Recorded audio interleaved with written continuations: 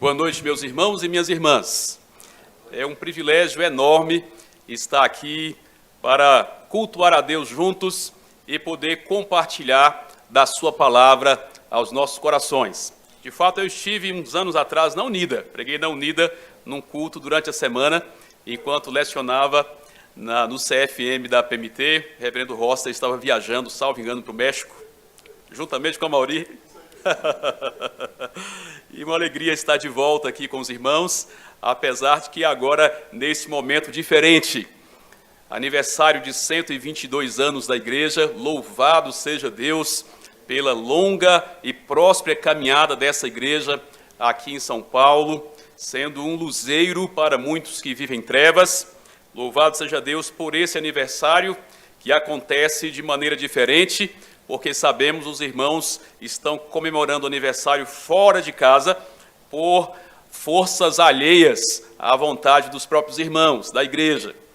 E é um momento muito oportuno também para refletirmos sobre a nossa própria caminhada, porque como nós reagimos diante do inesperado, ao que nos apegamos quando os planos dão errado, quando a expectativa é frustrada, quando o indesejado acontece na nossa vida, ao que nos apegamos.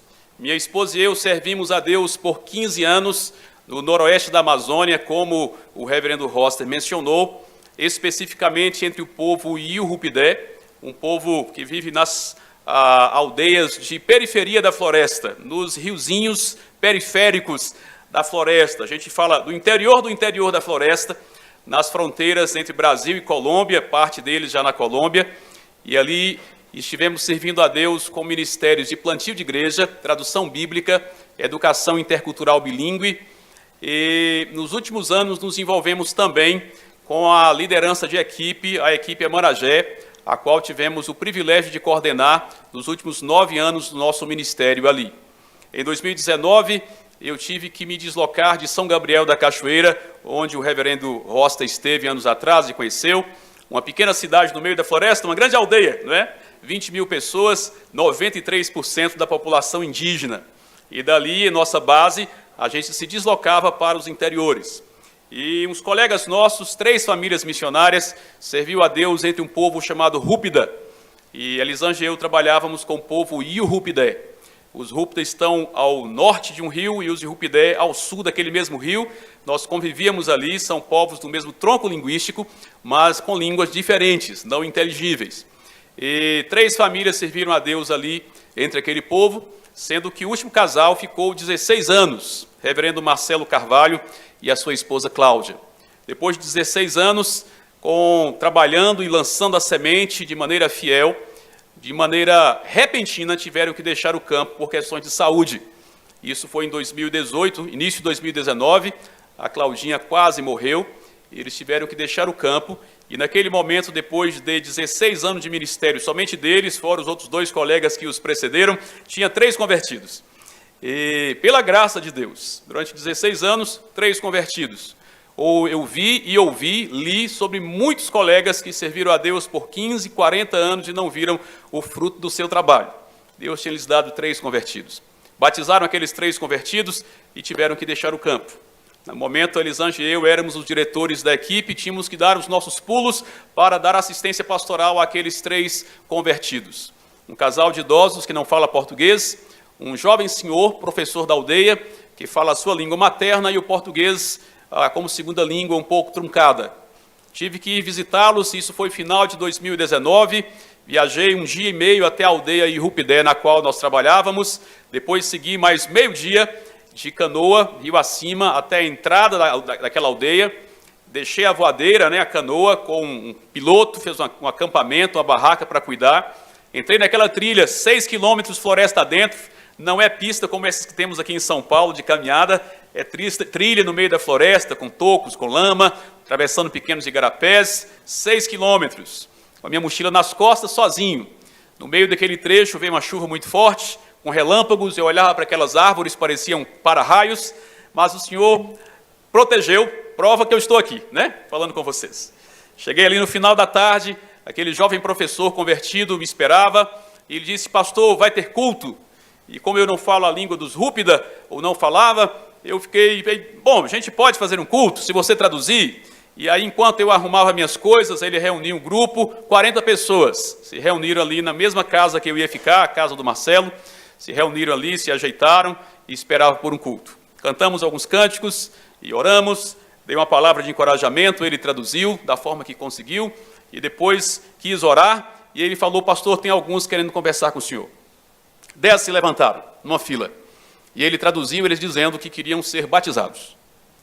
Fiquei em choque e em situação embaraçosa, porque o missionário tinha acabado de ir embora, o único que falava a língua daquele povo, eu não falava a língua deles, não os conhecia bem, e naquele momento embaraçoso eu disse: bom, vamos conversar melhor sobre isso amanhã, os interessados voltam amanhã cedo, nós vamos conversar sobre isso. No outro dia tinha 30 estavam ali dizendo: queremos ser batizados. E eu fui conversar com eles para explicar, confesso para vocês, com um nó na garganta, missionário, frente indígena que querem ser batizados, eu não podia batizá-los, porque como é que ia discipular, ensinar, acompanhar, pastorear, não tinha um missionário para substituir. Aliás, até hoje não tem nenhum missionário para substituir o Marcelo lá nos Rúpida. De repente, sai algum daqui, né? Eu ouvi que um seminarista estava aqui orando, não foi? Mas no final da história, eu percebi que não era exatamente um processo de conversão, por mais que eu quisesse. Eles estavam em choque, porque naquela semana havia acontecido na aldeia um primeiro suicídio. E aquela região onde nós servimos, nos 2 últimos mapas de violência do Brasil, ficou no primeiro lugar, infelizmente, os campeões brasileiros em índice percentual de suicídio. É o município de São Gabriel da Cachoeira. E no município de São Gabriel da Cachoeira, que tem várias regiões, vários rios, ali onde nós estávamos é o Vale do Rio Alpés. No Vale do Rio Alpés tem 15 povos espalhados em 3 povoados e 116 aldeias. Ali está a maior concentração de casos de suicídios. Não por acaso, ali está a segunda maior concentração de indígenas não evangelizados do Brasil. Lugar menos evangelizado é o lugar com maior índice de suicídio, não por coincidência. Quando chegamos ali em 2006, em toda aquela região, talvez uns 300 quilômetros, não havia um crente sequer que adorava Jesus naquela floresta, densa floresta. Mas naquela aldeia não tinha tido caso de suicídio, naquela semana teve, um suicidou, 2 tentaram suicídio, e aqueles que vinham sendo evangelizados ao longo dos anos, então tiveram aquele momento de um insight: quem sabe se a gente for batizado, nós nos livraremos, né, dessa peste, desses pensamentos suicidas. Era um anseio, um clamor de fato por socorro, frente ao medo do suicídio. Eu saí dali depois, então, ainda naquela situação muito embaraçosa, porque não tinha como dar assistência àquelas pessoas, os encorajei, conversei, falei que ia orar para Deus enviar outros missionários que pudesse lhes pastorear, lhes falar melhor da mensagem, discipular. Saí por aquela trilha, dias depois, com o coração pesaroso e pensando sobre esse processo do suicídio. Voltei para São Gabriel umas semanas depois, fui dar uma pesquisada sobre esse assunto, né? Tinha acabado de sair uma pesquisa da Unesp, a universidade aqui do estado de São Paulo, falando do crescimento exponencial do suicídio a nível global e das mudanças que antes se dava mais na Ásia e agora o Ocidente passou a apresentar altos índices de suicídio. E também antes era mais característico da terceira idade e agora havia mudado para a faixa etária de jovens, especialmente jovens de 16 a 18, a 19 anos, algo assim. E aquela pesquisa falava das causas do suicídio, dizendo que o primeiro a estudar sobre suicídio foi um psiquiatra francês chamado Dominique Esquiriol, e ele disse que suicídio era causado por transtorno mental. E também Karl Marx, na sociologia, havia estudado o suicídio, e ele disse que suicídio era resultado da luta de classe, de opressão social. E Émile Durkheim, também da sociologia francesa, não apenas estudou, mas publicou um livro, nós temos em português, sobre suicídio, e em outras palavras ele diz que suicídio é resultado de falta do sentimento de pertença ao grupo social ou à família, é o sentimento de abandono pelo grupo social ou pela família, leva pessoas a esse ato extremo. A pesquisa da Unesp atualizava as razões, dizendo que hoje são 3 as principais razões, os gatilhos. O primeiro deles é casos de depressão, transtorno emocional, depressão. O segundo, uso de drogas. E o terceiro, as mídias sociais. Pelo fato de se ficar comparando com a vida do outro, que tem uma vida melhor, muitas pessoas, especialmente os jovens, chegam a um ato extremo de desespero e tira a própria vida. E eu fiquei lendo e pensando, muito bem, transtorno mental. Nunca ouvi falar de nenhum Rúpida, nem Rupidé com transtorno mental. A falta de... luta de classes está longe, não é o caso. A falta de sentimento de pertença. Eles vivem em aldeias, em comunidades e pertencem a um clã, também não é o caso. A depressão, nunca ouvi falar em um indígena com depressão naquela região. A drogas, não usam pelo menos as nossas. E mídia, lá não tem nem energia elétrica, muito menos internet. Portanto, no lugar do Brasil onde há a maior concentração de suicídio, todos os indicadores de causa de suicídio não se aplicam a eles. Eu estive recentemente também no Uruguai, e, para minha surpresa, havia uma pesquisa recente no Uruguai acerca do grande índice de suicídio e o aumento do suicídio na pandemia. No mês passado eu estive no leste europeu, visitei 8 países, dentre eles, depois deles fui na Itália. Lá estava também pesquisas falando sobre o mesmo assunto e falando sobre o aumento de índice de suicídio na Itália durante a pandemia. Mas uma pesquisadora italiana, chamada Mônica Secchi, ela parece-me que matou a charada. Eu li o seu artigo de 2021 e ela dizia que, independente das múltiplas causas, há sempre algo em comum nos casos de suicídio. E ela disse, falta de esperança. Aí fez todo sentido para mim, porque os indígenas com os quais eu trabalhei sequer têm em suas línguas a palavra esperança, porque são sociedades centradas no aqui e agora, no presente, não têm ideia de pós-morte, de vida depois da morte, não têm ideia de condenação nem de galardão, vivem centrados no aqui e agora. Não receberam a influência da filosofia de Sartre, mas são fortemente existencialistas. Por isso, no momento de crise, de angústia, uma forma simples de resolver o problema é tirando a vida. Uma outra psiquiatra italiana chamada Maria Teresa Ferla, ela escreveu e desenvolveu, de fato, uma linha de pesquisa cruzando emoções e esperança. E ela diz que quanto menos esperança nós temos, mais vulneráveis aos adoecimentos emocionais nos tornamos. Não por acaso nós estamos vivendo com tantas crises emocionais, tantas disfunções e transtornos, porque todos os estudiosos da sociedade do pós-moderna, do nosso tempo, todos eles afirmam que o Ocidente, o mundo ocidentalizado, outrora alicerçado na memória do passado e na expectativa do futuro, agora comprimiu o futuro e passado no presente, desejando eternizar o momento. Nós somos cada vez mais centrados no presente, pensamos pouco no futuro. Daí, quando as coisas dão errado, o suicídio é apenas o extremo de um eixo que começa com ansiedade, com angústia, com estresse crônico, com descontentamento, com autoabandono, com desespero, com falta de esperança, e alguns chegam ao caso extremo. Mas o que deveria chamar a nossa atenção não é apenas os números de suicídio, é o número de tentativa de suicídio, é o número de automutilação de adolescentes, é o número de esgotamentos, de angústia profunda, angústia crônica. Quanto mais centrados no presente, nós nos tornamos mais vulneráveis emocionalmente. Nós vivemos num tempo em que a nossa sociedade, nós mesmos, nossas famílias, nossos próprios corações, precisa de uma mensagem que as Escrituras está transbordando dela. Esperança. Precisamos de esperança. Gostaria de trazer uma reflexão para vocês em Romanos capítulo 8, versículo 28.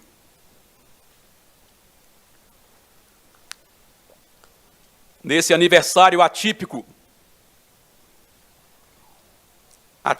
para a Igreja Presbiteriana Unida, mas certamente nenhuma surpresa para o Deus eterno, fora dos planos talvez do conselho, mas certamente dentro dos planos do Deus que está acima dos nossos conselhos.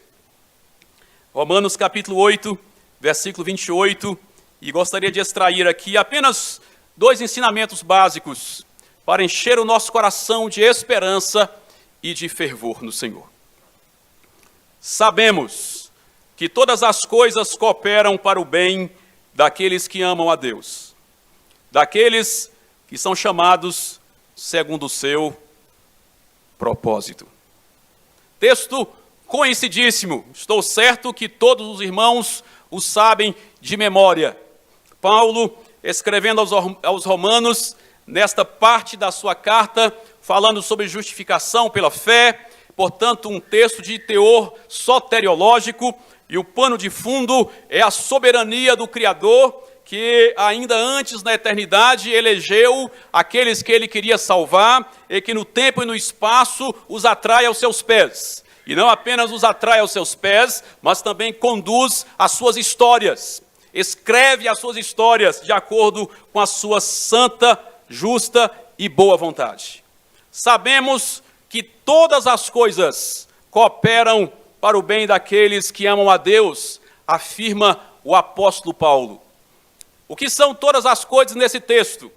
Às vezes, de maneira pouco refletida, nós respondemos de imediato: são tanto as coisas boas quanto as coisas ruins.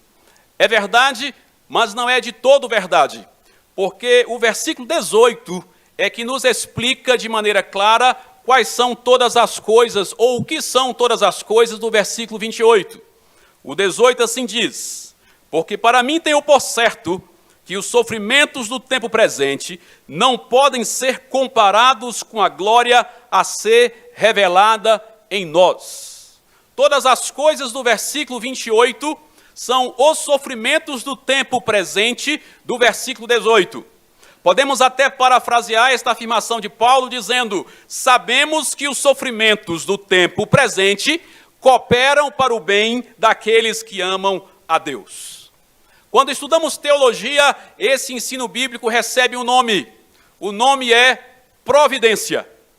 Providência, palavra que não ocorre no texto sagrado, mas que, assim como a palavra trindade, que também não ocorre, o seu ensino está permeando Gênesis a Apocalipse. A palavra é inspirada na experiência de Abraão com o seu filho Isaque, quando o encaminha para o Monte Moriá, e o seu filho questiona sobre o cordeiro, ao que o pai responde: Deus para si cordeiro proverá. De proverá, provisão. Ensino, entretanto, que vai além de provisão. Aliás, de proverá providência, que vai além de provisão. Porque o ensino bíblico da providência nos diz que Deus, o Deus soberano, o Criador dos céus e da terra, Ele não apenas criou tudo que existe, mas Ele governa a sua criação.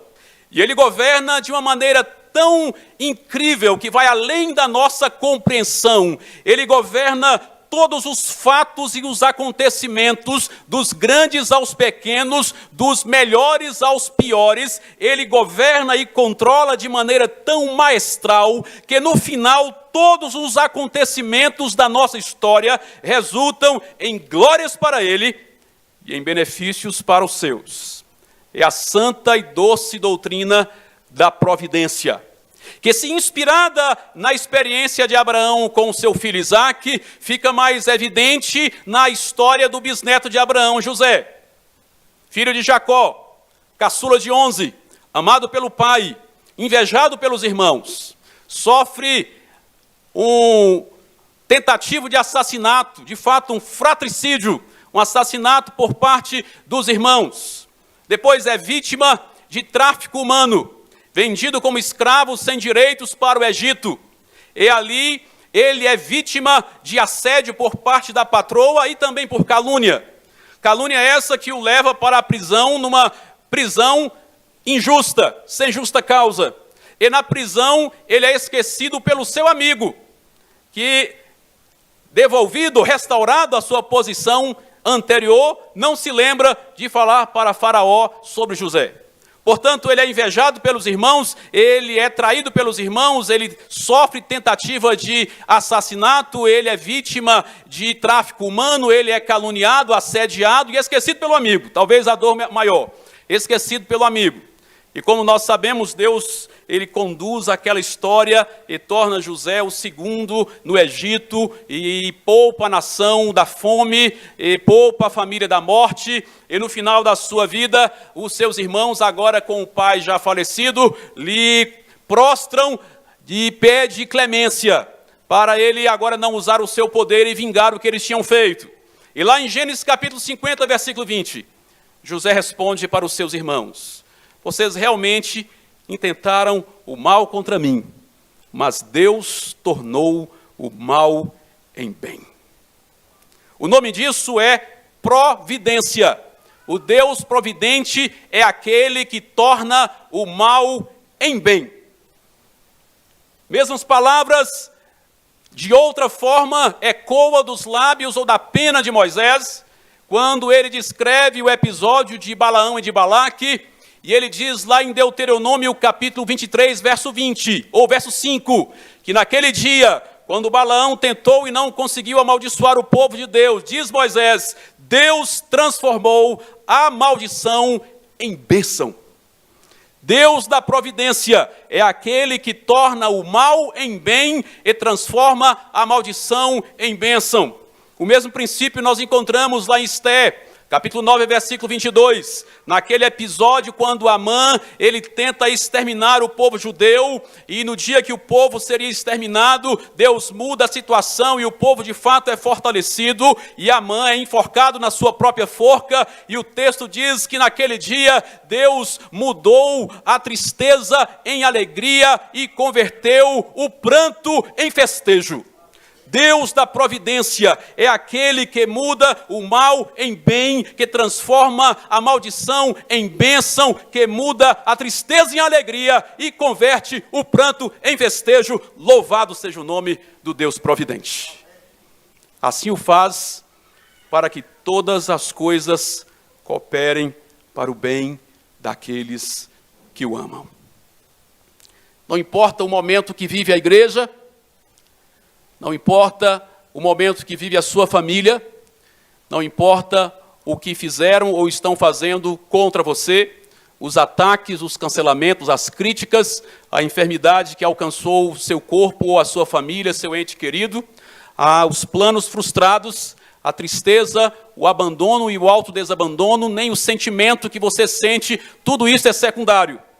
Basta você lembrar que, independente das circunstâncias, o Deus providente é aquele que conduz a sua história, a história da sua família, e ele fará com que cada coisa, cada sofrimento, por mais duro que seja, ele se torne de alguma forma a seu favor e em glórias a ele mesmo. Quando Elisângela e eu estávamos lá em Etiús de Rupidé, nós chegamos em 2006. E nos preparamos 10 anos para ir para o campo. Depois que chegamos do campo, convivemos com aquele povo 3 anos para iniciar a pregação de maneira mais sistemática. Enquanto isso, estávamos ali analisando a sua língua, grafamos a sua língua, produzimos materiais didáticos, abriam escolas, capacitava professores, um projeto de educação intercultural bilíngue. E depois de 2009 nós começamos a evangelizar, e 2009 o ano inteiro, 2010 o ano inteiro, 2011 o ano inteiro, mas 2011 eu já estava, confesso para vocês, um pouco frustrado, porque a escola estava indo muito bem por um lado, relativamente muito bem, porque já havia escola em todas as aldeias, professores capacitados do próprio povo em todas as aldeias, uns 10 materiais didáticos publicados, as crianças sendo alfabetizadas, letradas na sua própria língua, um grupo de jovens já estava terminando o ensino fundamental, estava indo muito bem o lado educacional, mas a escola levava mazelas, porque a escola leva dinheiro para a aldeia.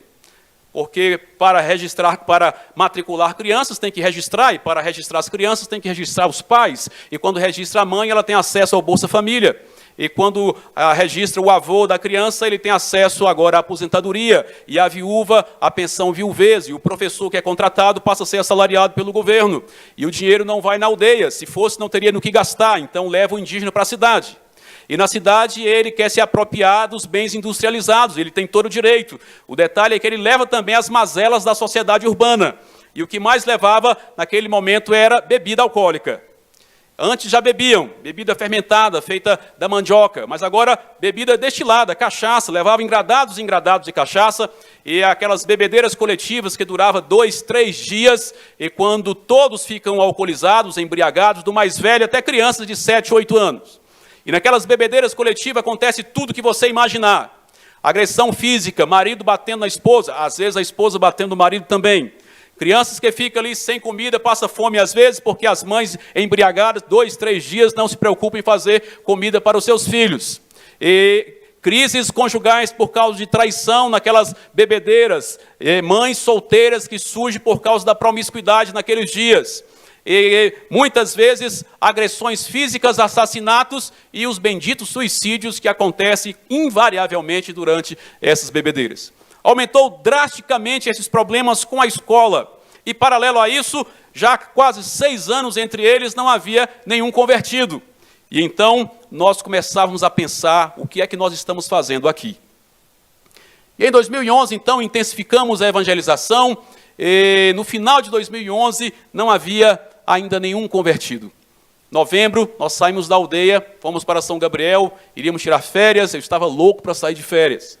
Uns 3 dias depois, um indígena em Rupidé desceu após mim e disse, olha, o pessoal da saúde, do governo, foi lá dar vacina, e dessa vez eles foram no helicóptero do exército, eles chamam o helicóptero de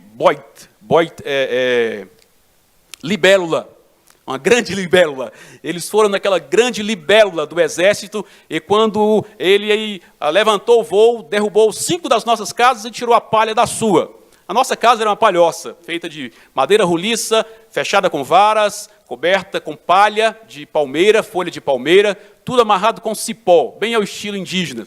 E as deles também. A minha era um pouco mais bem amarrada, a deles mais improvisada. Derrubaram 5 das deles mais improvisadas e tirou a palha da minha casa, da minha palhoça. E ele disse, suas coisas estão molhando, e todo mundo está preocupado, cada um com a sua casa, você tem que voltar lá e ajeitar a sua casa. Eu pensei, por algum tempinho, não tinha o que fazer, eu tinha que voltar. Louco para sair de férias, peguei a voadeira, canoa de alumínio no outro dia, aquela viagenzinha para ir na aldeia, no bate e volta, hoje fica não menos que R$3.000, para dar os atos pastorais da igreja que já tem lá. R$3.000 para ir ali e voltar. 1 dia e meio subindo o rio. E era final do ano, época seca, rio muito seco, e eu subi então no outro dia com a minha voadeira, naquele percurso fui sozinho, eu bati em banco de areia, bati em 5 troncos, tocos que ficam fixos debaixo da água, quebrei a minha hélice, a hélice do motor, coloquei a minha hélice reserva, não tinha mais hélice reserva, é como você está viajando numa BR deserta, fura o pneu, põe step, você não tem mais step, Basicamente isso. Cheguei na aldeia, então, depois no final do 2º dia, só com a minha hélice reserva, e ali cansado da viagem, eles ajeitando as suas casas, e alguém me disse, olha, tem outro problema, não tem palha aqui perto da aldeia mais, vamos ter que subir o rio até as cabeceiras para tirar palha. No 3º dia, então, pegamos agora a canoa dele, subimos o rio e subimos exaustivamente naquele calor terrível. Chegamos onde tinha palha, já no final do dia. Eu estava tão cansado que eu amarrei a minha rede entre 2 árvores para esticar a coluna.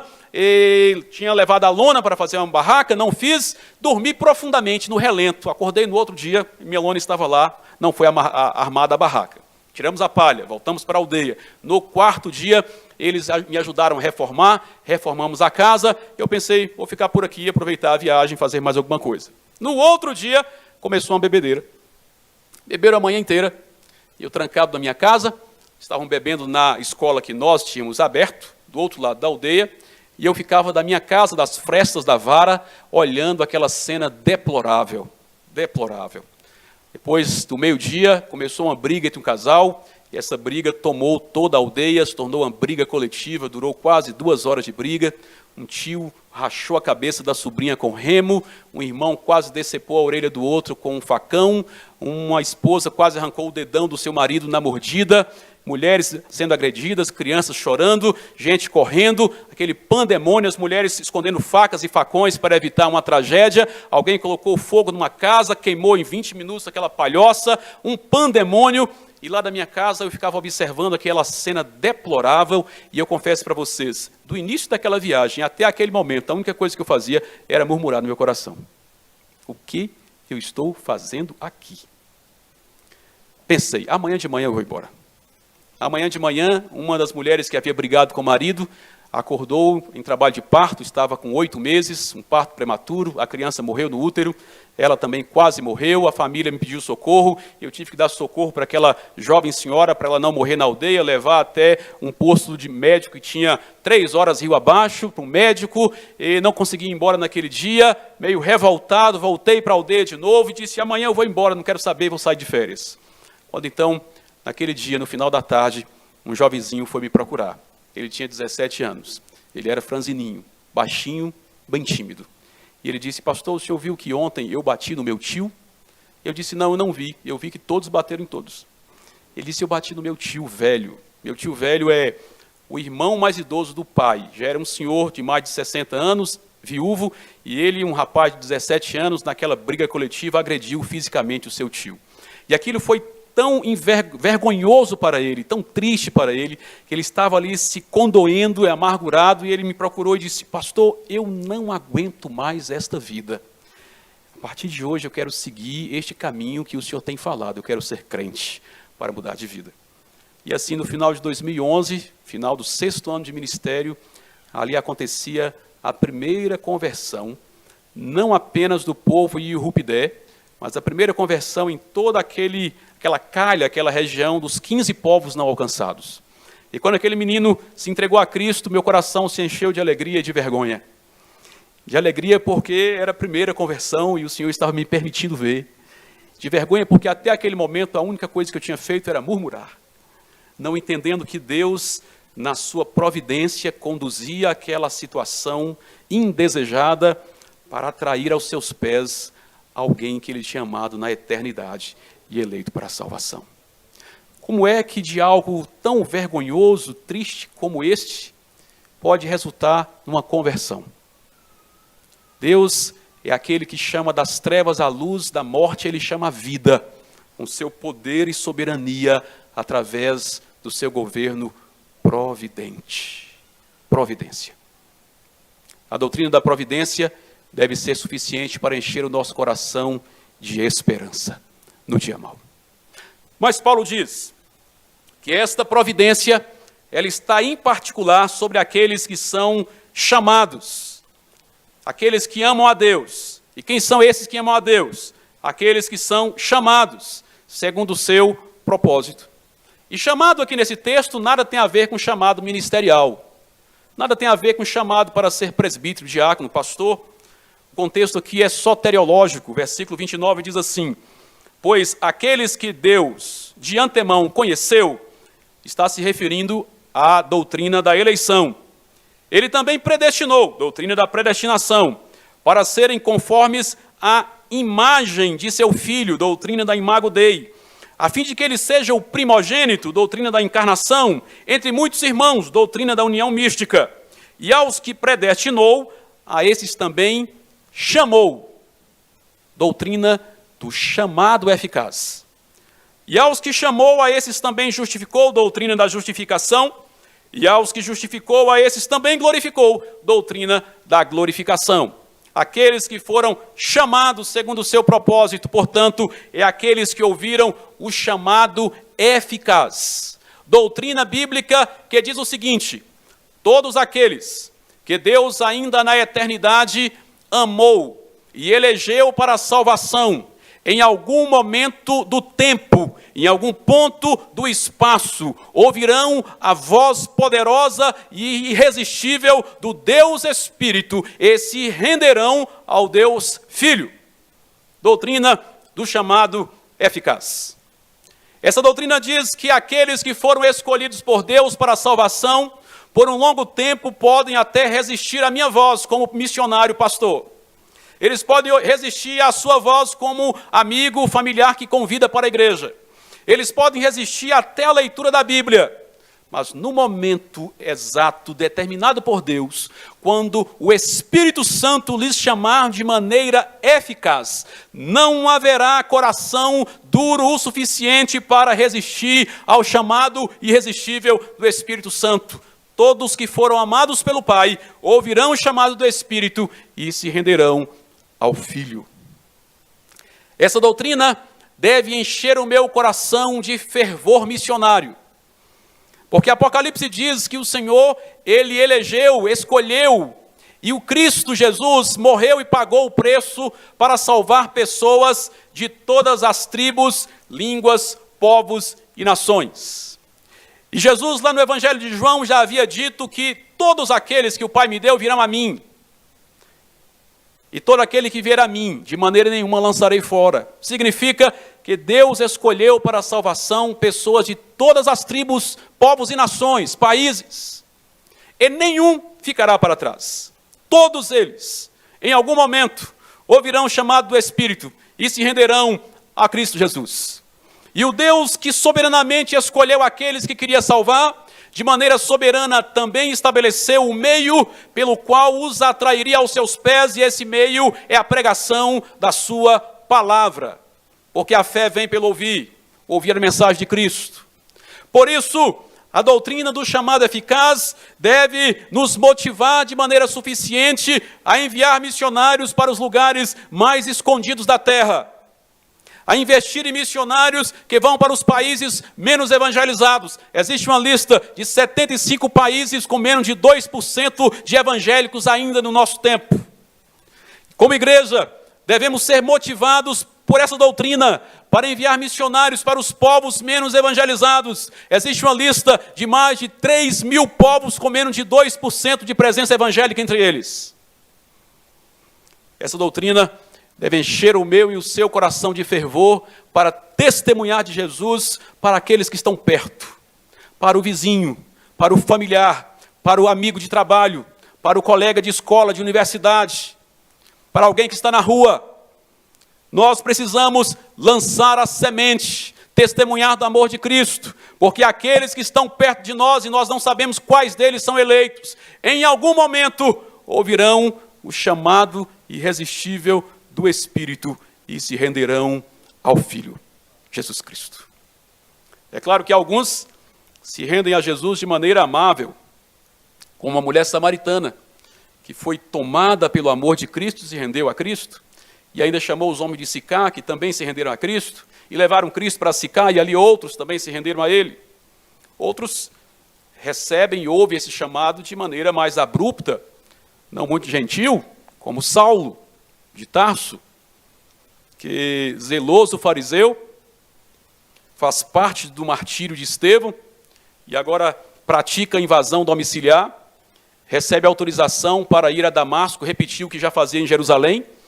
E no caminho de Damasco, diz ele, relatando o próprio episódio, que ao meio-dia o Cristo ressurreto lhe aparece como uma luz mais forte do que o sol, e o Saulo, duro, resistente, se prostra diante de Cristo Jesus e ouve a voz poderosa e irresistível do Cristo ressurreto, dizendo: Saulo, Saulo, por que você me persegue?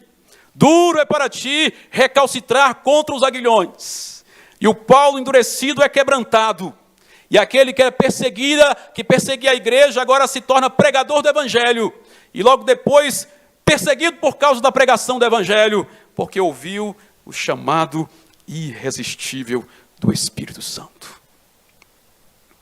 Quando aquele primeiro rapaz se converteu em 2011, eu enchi o coração agora de alegria e pensei, agora vai. Só que não foi. 2012, mas ninguém se converteu. Em 2013, mas ninguém se converteu. Em 2014, a sua irmã se converteu, não aguentou a pressão social, foi embora para outra aldeia, casou-se com um homem crente de outro povo e foi embora. E o que acontecia é que a mãe daquele rapaz, dona Celina, ela era como a matriarca da aldeia, e ela era muito amiga minha e da Elisângela, nos recebia com muita alegria, mas ela não gostava da nossa mensagem, porque a nossa mensagem confrontava práticas que para ela eram muito caras. Ela tinha alguma dor generalizada no corpo, penso eu que um quadro de fibromialgia, penso também que já resultante de um coração amargurado, e ela se queixava muito. Na língua deles, a gente cumprimenta dizendo, não amo, não é bom e amo você. Você está bem? E a pessoa responde, não Mirnanguiu, estou bem, estou muito bem. Mas quase sempre que a gente cumprimentava a dona Celina, não amo Celina, ela respondia, tem repaiu. Terrempaipo significa não estou nada bem, não estou prestando, como se diz lá no norte. E ela dizia por que não estava prestando. Porque uma dor na perna, pastor, minha perna está doendo muito, meu braço também, minha mão, não consigo pegar mais na enxada para capinar, não consigo, está doendo a cabeça, dói tanto minha cabeça, minhas costas aqui, pastor, dói tanto, esse dia eu estava com dor de dente terrível, e aqui, pastor, eu sofro demais, esse meu marido não presta, não caça mais para mim, não pesca mais para mim, eu passo fome, porque esse meu marido não cuida de mim, pastor, e esses meus filhos, todos preguiçosos, só querem saber dessa escola que o senhor abriu aí, não querem trabalhar mais não. Minhas meninas, minhas filhas também não me ajudam, só querem saber de homem, querem casar logo, arranjar um marido, é isso que elas querem, só querem fazer isso. E aqui, pastor, todo mundo fala mal de mim, como eu sofro aqui, o senhor não imagina, todo mundo fala mal de mim, gente fofoqueira, esse povo aqui, eu não sei o que o senhor está fazendo aqui, eles falam mal do senhor também. E aqui, pastor, é muito quente, olha como é que esse sol está hoje, pastor, não aguento mais esse sol, porque ontem estava chovendo tanto, o senhor viu, essa noite fez tanto frio, eu não aguento mais essa vida. Você conhece alguém assim, não conhece? E o detalhe é que geralmente as pessoas queixosas assim não se dão conta de que são queixosas, né? Era essa a dona Celina. E porque ela tinha esse coração queixoso, ela buscava alegria na bebedeira. Era quem mais promovia aquelas bebedeiras coletivas. E porque o evangelho confrontava aquelas práticas, ela resistia ao evangelho e influenciava toda a aldeia contra o evangelho. Até que no início de 2015, ela, acampada com seu marido professor perto da cidade, e muito embriagada, brigou com outra mulher em Irupidé também embriagada, e ela caiu sobre um caco de garrafa de cerveja, quebrada, e aquele caco lhe abriu o joelho direito, foi socorrida no único hospital que ele tem, que é o Hospital do Exército, levou 16 pontos, no outro dia tinha que voltar para a aldeia. O trecho que eu faço em 1 dia e meio, eles faziam em 3 dias, na sua canoa com um pequeno motor. 3 dias, tipo 4, 5 da manhã até às 7, 8 da noite, viajando rio acima. Numa canoa de madeira, apertada e pequena, onde eles levavam ali fardo de açúcar, fardo de sal, fardo de arroz, fardo de macarrão, fardos e mais fardo de cachaça, e rede, panela, coisas da cidade, e com excesso de bagagem ia ela, o marido, 8 filhos, 4 netos e os cachorros. Sem cobertura, sem um banco para recostar, com aquele joelho ali enfaixado, inchado, subiu no outro dia, naquela viagem penosa, 3 dias rio acima, com o sol da Amazônia na muleira e no joelho. Uns 20 dias depois eu subi também, fui para a aldeia, e quando cheguei ali, ela ficou lá em cima me esperando, com a varinha escorada na varinha, enquanto toda a aldeia foi me receber na beira do rio, e eu cumprimentei, subi então, e fui logo cumprimentá-la, e disse, não amo, Celina. E desta vez ela me respondeu de maneira diferente. Ela não disse, não estou prestando. Ela disse, Nhanchoa, pastor. Nhanchoa significa, estou alegre. Algo diferente tinha acontecido. Seu joelho inflamado, dolorido, escorado numa varinha, dizendo, estou alegre. Depois de arrumar as minhas coisas, fui logo na sua casa para ouvir o que tinha acontecido de novo, e ela me contou que quando subiu, saindo da cidade, naqueles 3 dias de viagem, ela disse que tudo o que ela vinha ouvindo, já há 9 anos, veio de volta na sua memória.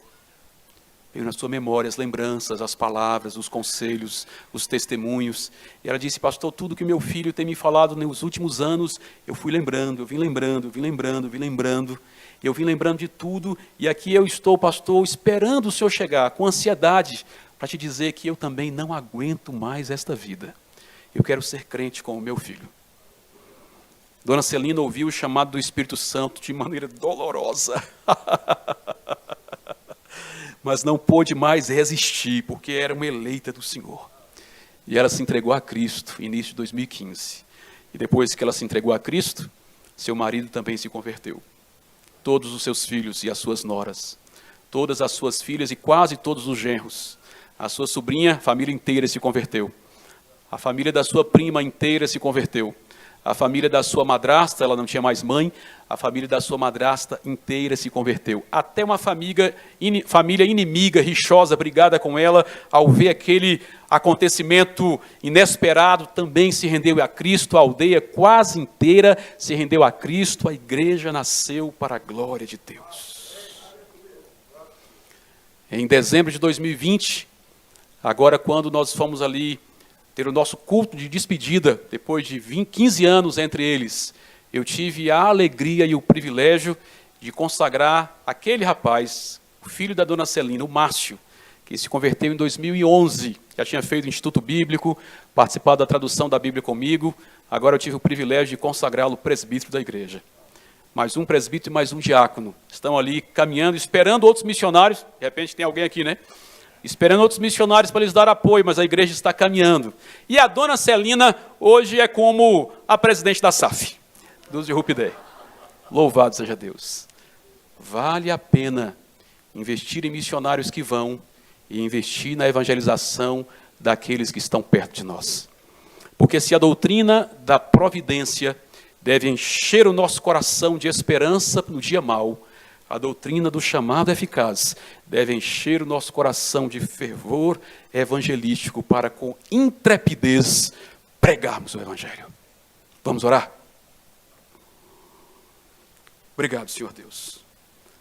Obrigado pela sua palavra santa, viva, poderosa, eficaz, que não volta vazia, que penetra até a divisão da alma e do espírito, das juntas e medulas, e é apta para discernir os pensamentos e intenções do nosso coração.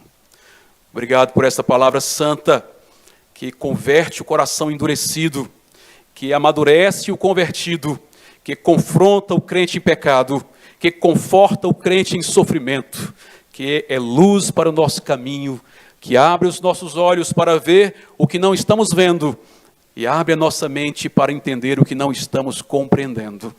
Obrigado pela sua doce palavra, que estas verdades se tornem reais em nossos corações, sendo suficientes para nos encher de esperança e de fervor, em nome de Jesus.